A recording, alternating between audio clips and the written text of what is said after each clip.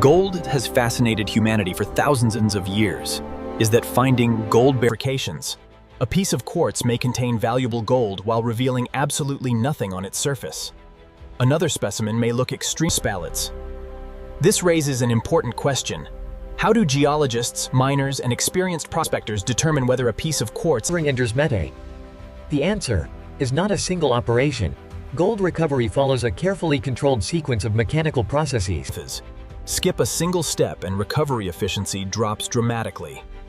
Follow every stage correctly, and even Every successful gold recovery begins long before any rock is crushed. The first step is identification. Not every quartz vein contains gold. Quartz forms in many geological environments. We're seeing clear evidence of hydrothermal alteration in these veins.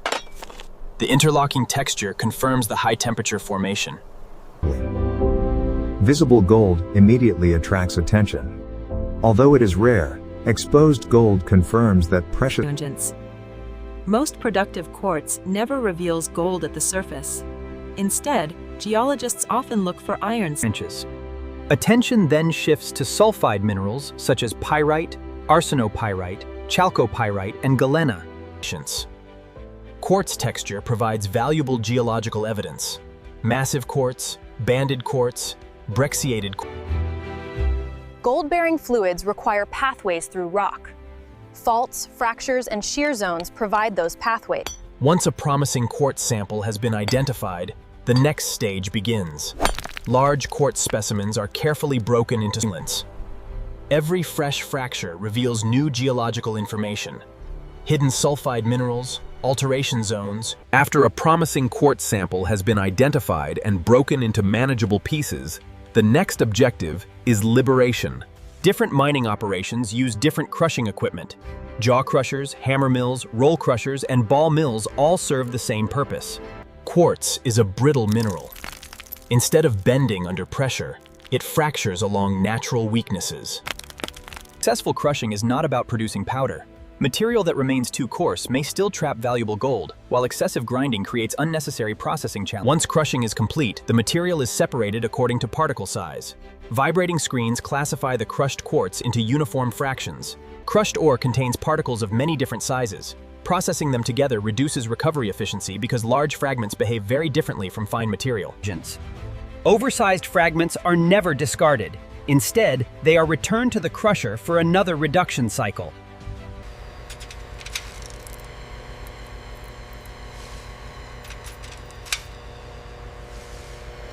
The first practical recovery test begins with gold panning. A representative sample is placed inside a gold pan and mixed with water.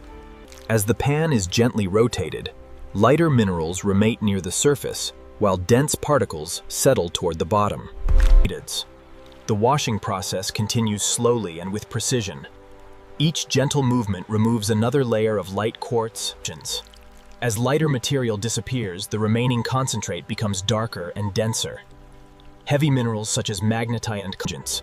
If crushing has successfully liberated the gold, tiny flakes or grains begin to appear among the heavy concentrate. Gold panning is more than a recovery technique. It is also an important diagnostic tool. The size, shape, and distribution. Hand panning is ideal for testing a sample, but processing large quantities of crushed quartz requires more efficient equipment. Once free gold has been confirmed, the process shifts from testing to large-scale recovery. Instead of relying on hand panning, gravity recovery does not depend on chemicals. Instead, it takes advantage of a simple physical property, because gold is significantly denser than quartz. One of the most widely used gravity recovery systems is the sluice box. As water carries crushed material across a series of riffles,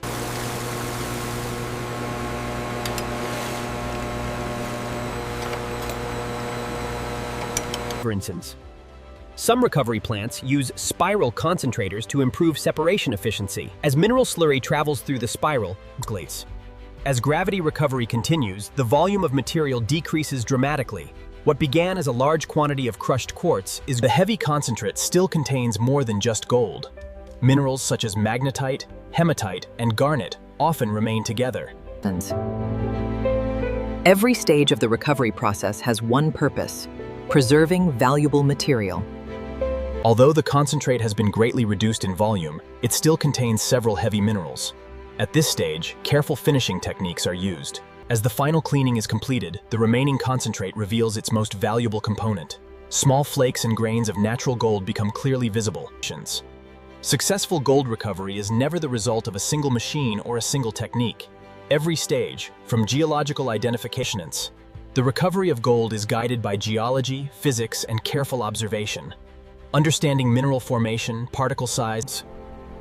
Not every quartz vein contains gold, and not every promising rock becomes a valuable discovery. Quartz.